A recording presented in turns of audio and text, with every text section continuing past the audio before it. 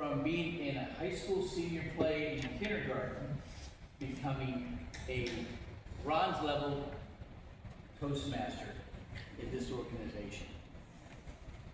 My mother was a high school English and drama teacher, and she needed a kid to play in this high school senior play, and it was me. I still know my line. Mr. Keller, tell me, say it again. And the guy says, what? Who? He goes, it's a dirty word. I still remember that. She was my speech and drama teacher. My first speech ever, I sold the number one. Kind of used to follow the Gallagher model. It was real entertaining. I joined the Navy and the SEAL teams, and I became, every Navy SEAL is briefing something. I was a communicator, I was a point man, I was a free fall jump master, had over 700 jumps, so I got a lot of experience doing those type of briefings. But when I got out of the military, speaking on something I didn't have an outline to follow, I struggled. And somebody told me about Toastmasters. So that club I first joined had a speech crackers. And what they do is they had a manual, the Competent Communicator Manual. They had your first 10 speeches. When you got that, you became a certified Toastmaster. And in that speech crackers program, there was like 10 of us that all, that first year, reached the Competent Communicator Manual. Well, I must have done that manual 3 times after that. And then somebody encouraged me to go become a bronze level Toastmaster. And so it's a lot easier now than it was then. You had these advanced manuals. This is communicating on video. There's speaking to inform, so you had to do 4. There's persuasive speaking and specialty speeches. Those are the we would call it pathway now, but they were the manuals that I went through. And there was great feedback from I can look back, I could go through this and come up with, give those speeches again. Well, now, you just have to complete 2 pathways to become a distinguished Toastmaster. Now, there's other criteria. You have to either help start another club, you have to mentor a youth Toastmasters program, or a pathways. And there's other criteria, but I have it all. That's what my job is as the Vice President of Education, is to help you get through those paths. But I want to tell you the change from when I first started.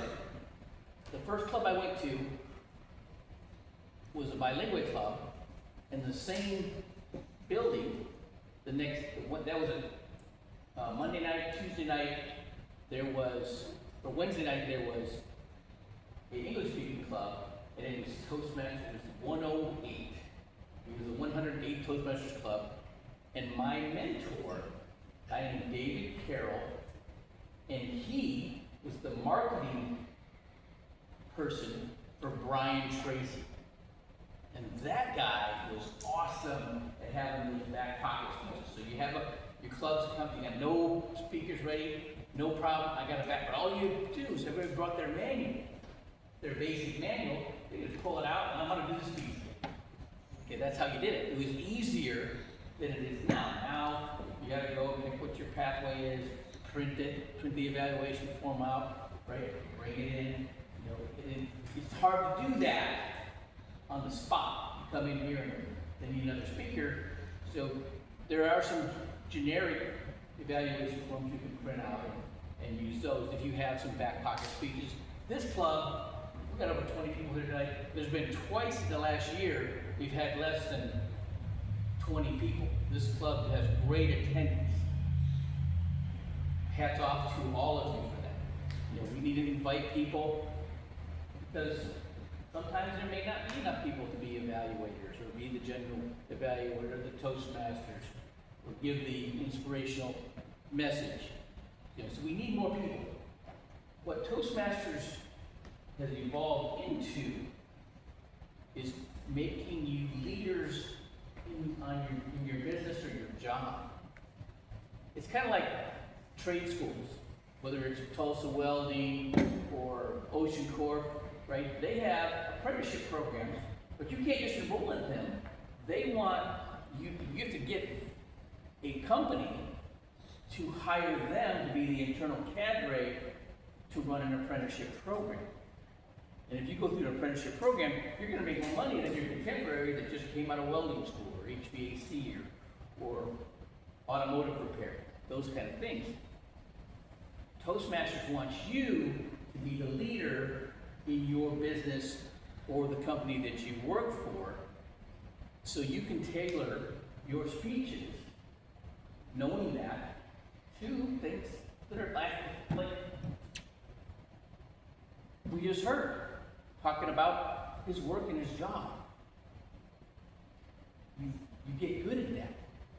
Well, they're going to want you, they're going to put you in a leadership role because you can tell everybody what to do and get them to focus their mind and get them on the same page, which is what I'm trying to do with getting you to understand the pathway of a Toastmaster.